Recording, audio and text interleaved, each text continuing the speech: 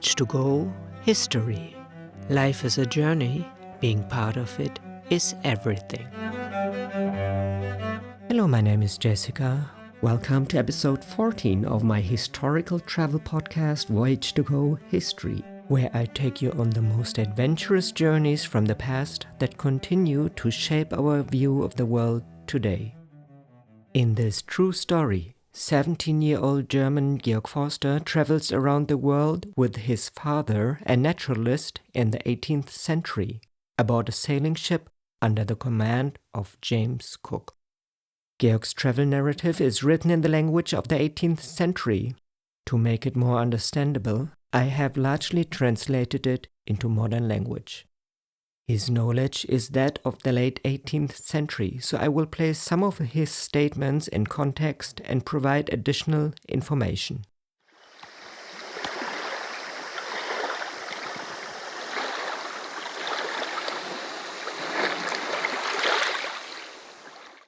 What happened in the last episode?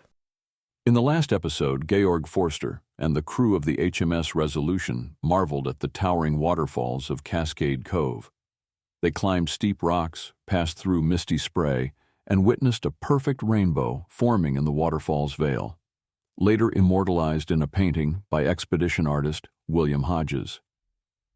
Also in this episode, the surprising return of a lost dog, first encounters with storm petrels nesting in forest burrows, and a hunting trip that ends with wild ducks grilled over an open fire. An adventurous week in New Zealand's untamed nature, marked by rough weather, curious animals, and unexpected moments of connection.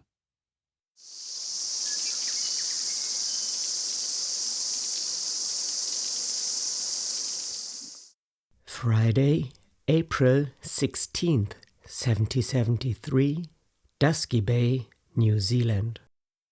The next morning, they sent a boat up the bay to flush out game. This worked well, except for one issue. Because their firearms were wet, almost all the ducks escaped. After this failed maneuver, the captain landed in the bay and walked across a narrow strip of land that separated it from another bay on the northern side of Five Finger Land. There, he found an astonishing number of water hens, and making up for the failed duck hunt, brought back 10 pairs. But the effort had been hard won, as he had to fight through tangled woods and bushes, often wading waist-deep through water. At 9 o'clock, all their scattered parties were back together, and they now thought about returning to the ship. But since they kept stopping along the way to explore every corner, bay, and harbor, and to shoot ducks, it was 7 in the evening before they got back on board. From this 2-day hunt, they brought 7 dozen various birds, including about 30 ducks, and the entire catch was divided, so far as it went, among the various messes of the officers, non-commissioned officers, and sailors. They had a fitting opportunity to note that no part of New Zealand was as abundantly stocked with birds as Dusky Bay.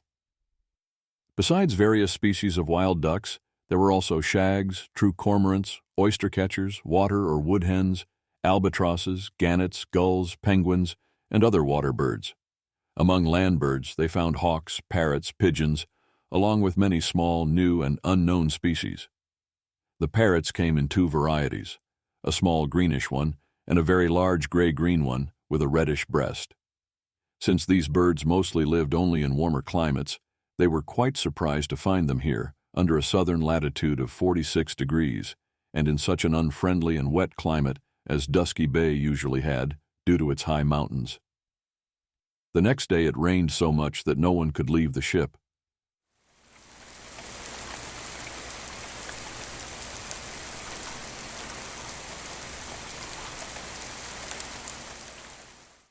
Monday, April 19th, 1773, Dusky Bay. On Monday, the weather was excellent, so Georg's father climbed the mountain near their water source.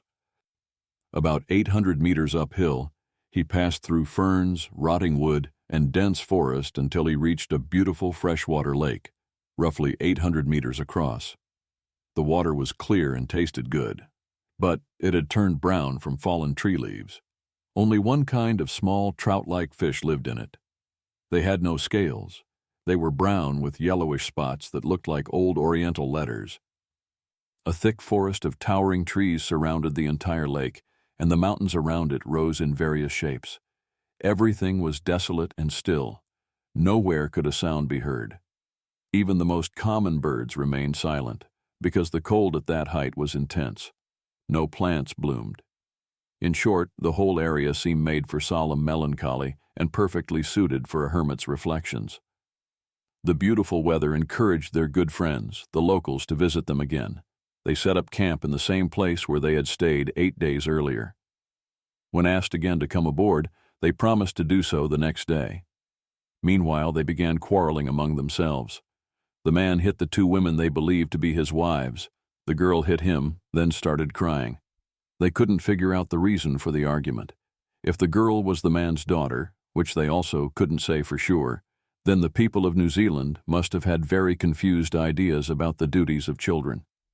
Or, perhaps more likely, this isolated family didn't act on principles or structured customs, which usually arise only in organized societies. Instead, they simply followed the voice of nature, which resists any kind of oppression. In the morning, the man sent the 2 women with the children out in the canoe to fish. He himself prepared to visit the ship with the girl. With this in mind, they both came from that side of the bay to the gangway leading up to the ship. From there, they were first taken to a nearby fenced area on the hill to see the goats and sheep. They seemed amazed at the sight of these animals and wished to own some. But since they knew there was no feed for them in the area, they couldn't grant the request without sacrificing the livestock. When they returned, Captain Cook and Georg's father met them on the gangway. After greeting them as usual by touching noses, the man gave each of them a new piece of clothing, or rather a piece of fabric, woven from flax fibers and nicely decorated with parrot feathers. In traditional Maori culture, textiles played a central role in everyday life, social status, and ritual. The primary material used for weaving was harakeke, or New Zealand flax, a native plant not related to European flax but similarly fibrous and durable. The leaves of harakeke were carefully harvested and processed by hand. Maori weavers would scrape, soak, and beat the fibers to make them soft and workable. The finest fibers, known as muka, were used for high-quality garments and ceremonial clothing, while coarser fibers were reserved for practical items like ropes, mats, and baskets. These flax textiles were essential for daily life, but they also served as valuable trade items and expressions of identity and mana, which means spiritual authority. He also gave the captain a piece of greenstone shaped like an axe blade. Before setting foot on the gangway, he stepped aside, placed a piece of bird skin with white feathers in his ear like an ornament, and broke off a green branch from a bush. With this in hand, he moved forward and stopped as soon as he reached the ship's side. There he struck the hull and the rigging of the mainmast several times with the green branch. Then he began reciting a kind of speech, prayer, or incantation, almost in rhythm, as if by poetic meter, keeping his eyes fixed on the spot he had touched with the branch. He spoke louder than usual, and his entire behavior was serious and solemn. During this ceremony, which lasted 2 or 3 minutes, the girl, who otherwise always laughed and danced, stood quietly and seriously beside him without saying a word. At the end of the speech, he struck the ship's side again, threw his branch between the chain plates, and came aboard. In Maori culture, a green branch or leafy twig, often from a tree like kawakawa or fern, is a powerful symbol of peace, goodwill, and welcome. Known as rau or rakau, it is traditionally used in ceremonial contexts to indicate that those carrying it come in peace. One of the most important uses of the green branch is during the wero in a pohiri, the formal welcoming ceremony. As part of the ritual, a warrior lays a green twig or leaf on the ground before the visitors. If the guest picks it up, it signals that they accept the peaceful intentions of the host and come without hostility. Beyond ceremonies, green branches are also waved to signal truce or to stop conflict, functioning similarly to a white flag in Western traditions. This symbolism reflects the deep Maori connection to the natural world and the use of living plants to convey sacred intentions. The gesture embodies mana kitanga, which means hospitality, respect, and care for others, and remains a respected cultural sign of non-aggression and respect.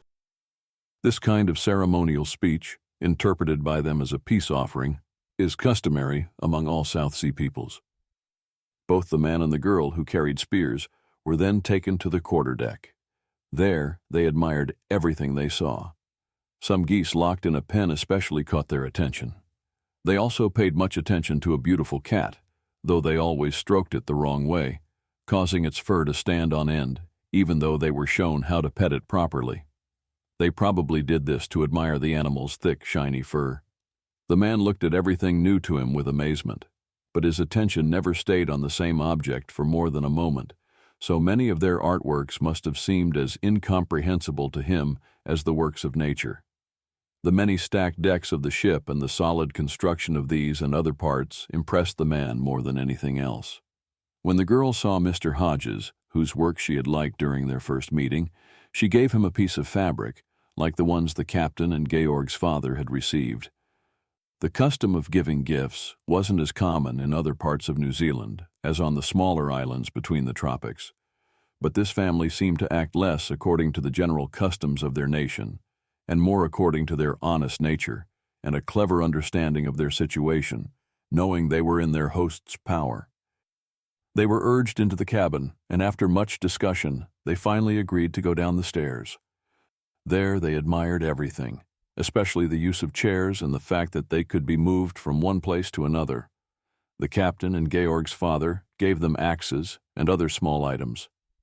The man placed the lesser gifts in a pile and would have left them behind when departing, had he not been reminded of them.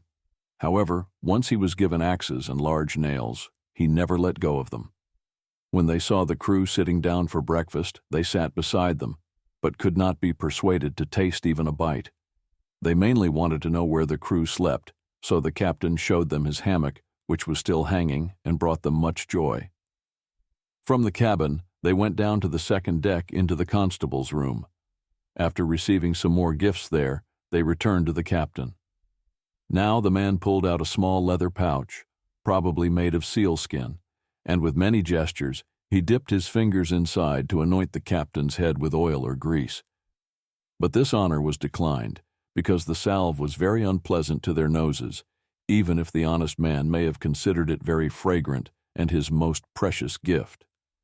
The dirty pouch made it even more disgusting. Mr. Hodges didn't get off so easily.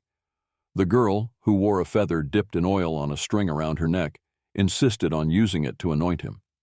Out of politeness toward her gender, he couldn't refuse the fragrant gift.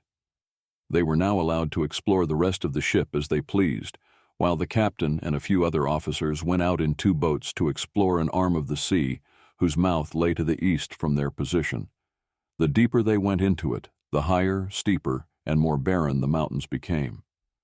The trees grew shorter and sparser until in the end they were little more than shrubbery, quite the opposite of other countries, where the best forests and strongest timber are usually found farthest from the sea and deeper inland. The inner chain of mountains, which they used to call the Southern Alps, could clearly be seen from here because of their great height and snow-covered peaks.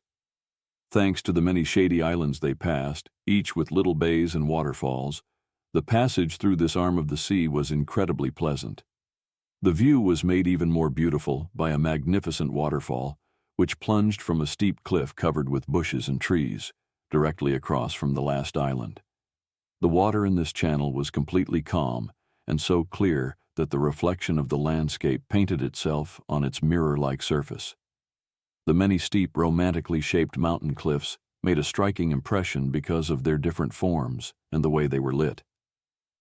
At midday, they entered a small bay to catch fish and shoot birds, and from there they rowed until dusk. Then they reached the end of this long sea arm, and at its end, a beautiful bay where the water became so shallow that they couldn't row all the way in, but had to set up their camp on the first stretch of shore where landing was possible.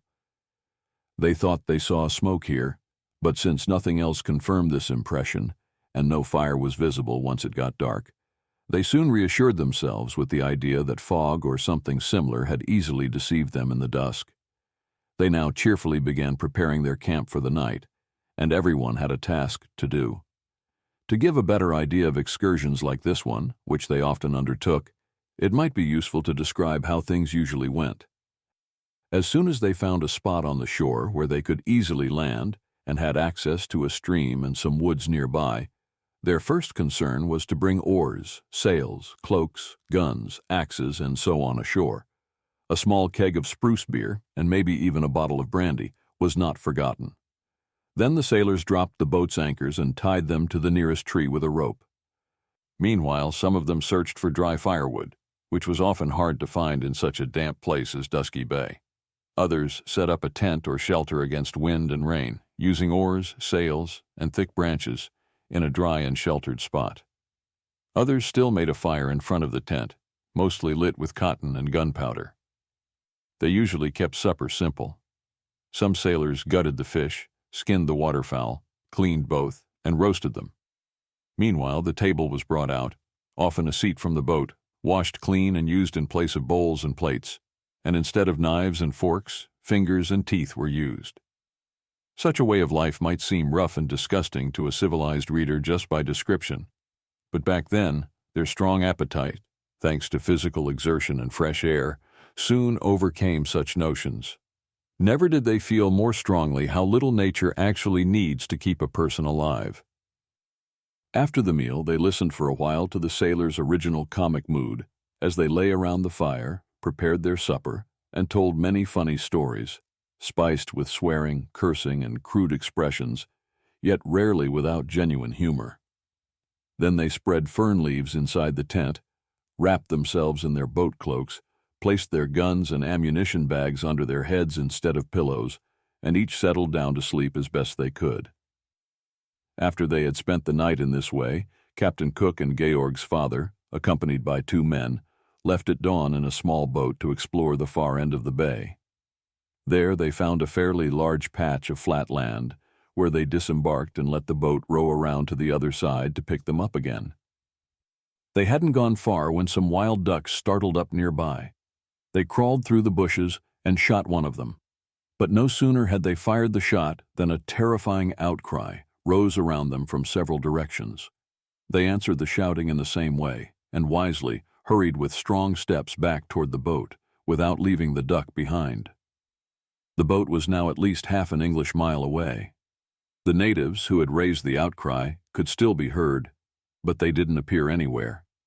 As they later learned, a deep river lay between both parties, and the locals weren't numerous enough to start any hostilities. Meanwhile, the others had gone into the woods, not far from where they had spent the night, to look for plants.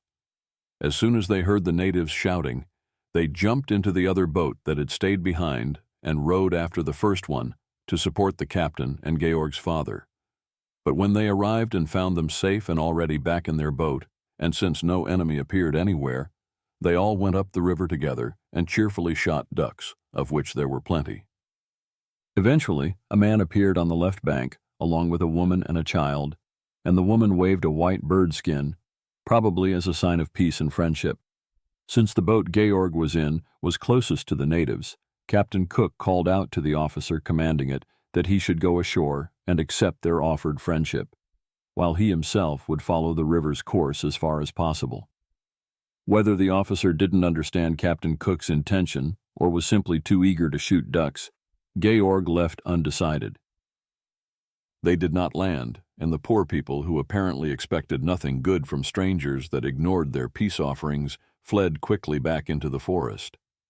On this occasion, Georg was especially struck by the fact that this nation, like nearly all peoples on earth, as if they had agreed on it, regarded the color white or green branches as symbols of peace, and that they, carrying one or the other, confidently approached strangers. Such a universal agreement must have been made before the general dispersal of the human race, At least it strongly resembled an arrangement, for in and of themselves, neither the color white nor green branches have any inherent or immediate connection to the idea of friendship. The captain, who had rowed half a mile further upstream, but couldn't go any farther due to the strong current and some large rocks in the river, brought back a new kind of duck from there. It was now the 5th variety they had encountered in Dusky Bay, and was somewhat smaller than a teal. Its back shimmered in glossy blackish green. Its underside was a dark sooty gray. The feathers on its head glowed purple. The beak and feet were lead-colored, its eyes golden yellow, and across the smaller wing feathers it had a white stripe. Hardly had the captain rejoined them in his boat when 2 men appeared from the forest on the opposite side of the river, near the spot where the peaceful family had been seen. The captain, eager to make contact, rowed toward the shore, but as the boat approached, the men retreated into the woods, which were so dense here that it was impossible to see them or follow them without obvious recklessness. Since the tide had just turned, they used the ebb to return down the river to the place where they had camped for the night, had a quick breakfast there, and then got into the boats to hurry back to the ship. They had barely left the shore when the 2 men, who must have walked through the forest from that side, came out into an open clearing and called to them. The captain immediately had both boats row toward them, and when his boat ran aground in a shallow spot, he disembarked unarmed, holding a sheet of white paper in his hand, and waded to shore, accompanied by 2 men. The natives stood about 100 paces from the shore, both armed with spears. When the captain approached with his 2 men, they retreated.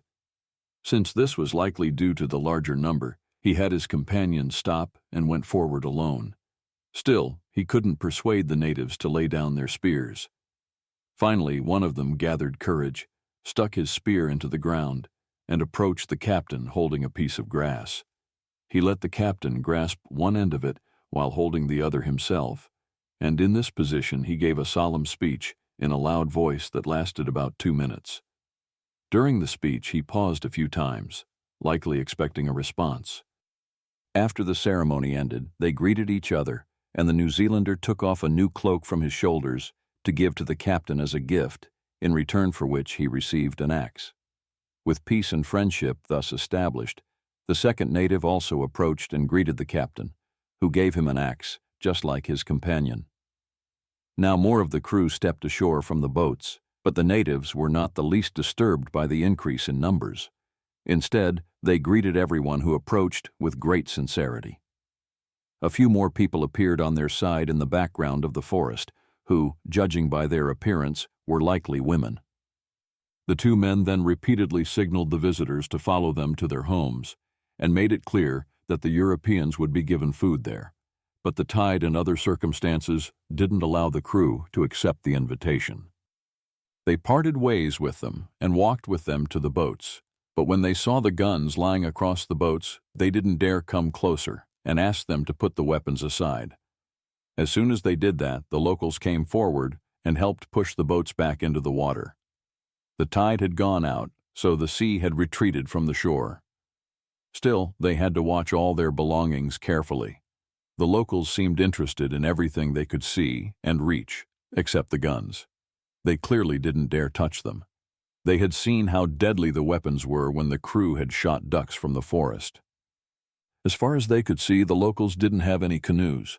They only had a few logs tied together, like a raft. That was enough to cross rivers and probably the only way they used them. Fish and game birds were so common that they didn't need to go far for food. Their whole group probably consisted of no more than 3 families. Since there was only one other family in Dusky Bay, they didn't have to fear hostile neighbors. They didn't need boats to flee enemies or move often. Their faces seemed a bit wild, but not ugly. They had thick hair and black curly beards. Their mahogany brown skin, clothing, and behavior were much like the family from so-called Indian Island. They were medium height and strong, but their thighs and legs were very thin. Their knees looked unusually large in comparison. The courage of this people was of an unusual kind. Despite their weakness and small numbers, they seemed unable to bear the thought of having to hide. In any case, they never hid without first trying to make contact with the strangers and find out their intentions. Because of the many islands and bays, as well as the dense forests in this region, it would have been impossible to track down the family on Indian Island if they had not shown themselves and taken the first steps toward acquaintance. Likewise, they would have left this bay without ever knowing it was inhabited if the locals had not called out to them when they heard the gunshots. In both cases, the islanders displayed, in Georg's opinion, an open boldness and honesty that reflected well on their character. For if the locals had harbored even the slightest inclination toward treachery or deceit, they would have tried to ambush the crew, and the inhabitants certainly would not have lacked the opportunity, since they could easily have cut off the small search parties who were constantly roaming the woods on their own. By the time they had finished their conversation with the locals, it was midday, and they set off northwards again down the long arm of the sea, of which Captain Cook made a drawing along the way. Nightfall overtook them before he could finish, so they had to leave another similar inlet unexplored and hurry back to the ship, where they only arrived at 8 p.m. They were told that the native man and the girl had stayed on board until midday, and when he had been made to understand that some gifts had been left for him in his double canoe in Cascade Bay, he had sent some of his people to fetch them and had remained with his whole family near the ship until this very morning. Since that time they had not seen them again, and this was all the more remarkable given that they had never let them leave empty-handed, but had, over time, given them around 9 or 10 axes and at least 4 times as many large nails, along with other items. If these objects were considered riches among them, then this man was the wealthiest in all of New Zealand, for before the second arrival of English ships, the entire island together had not possessed that much ironware. Since Dusky Bay was so sparsely populated, the individual families likely led a nomadic life, moving from place to place at different times of the year, perhaps due to fishing or other reasons. They therefore assumed that their acquaintances had left for this reason alone, yet it was said that the local man had indicated through signs before his departure that he was setting out to kill, and meant to use the axes for that purpose.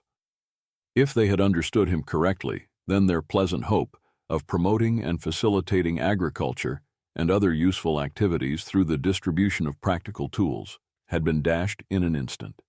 And yet it would have been very strange, indeed almost incomprehensible, that a single family completely cut off from the world in a wide bay, where, due to their small number and modest needs, they could never lack food or other necessities, and thus live peacefully and happily in their isolation, should nonetheless be bent on war against their fellow human beings, on murder and slaughter. But perhaps it was the deep barbarism in which the New Zealanders found themselves, a barbarism that recognized only the law of the stronger, that was to blame. It might explain why this people, more than any other in the world, tended to kill their fellow humans at the first opportunity, whenever revenge or insult provoked them, and their innate wild courage rarely failed to lead them to actually carry out such cruel intentions.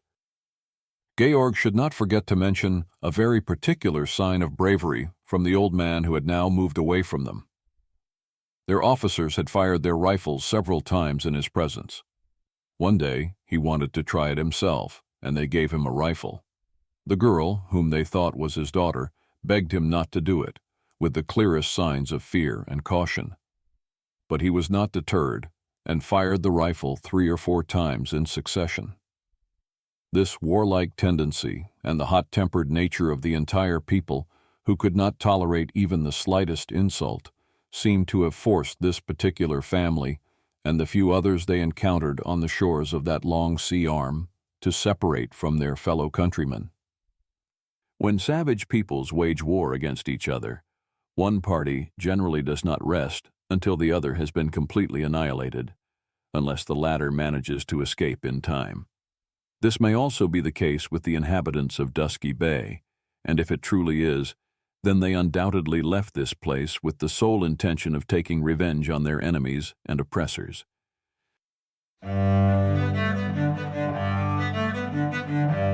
This concludes part 14 of Georg Forster's journey around the world aboard the HMS Resolution under the command of James Cook. I have linked a map of the locations of this episode in the show notes. For those who would like to see the locations of the journey around the world on the present day, I recommend my YouTube channel, Voyage to Go. There, I visit the places from Georg Forster's travel narrative and try to uncover traces and connections between today and the past. So that was episode 14 of our journey around the world with Georg Forster, Captain Cook and the HMS Resolution, on which we will continue our travels together in the coming weeks. I hope we can travel a little further together, because life is a journey. Being part of it is everything.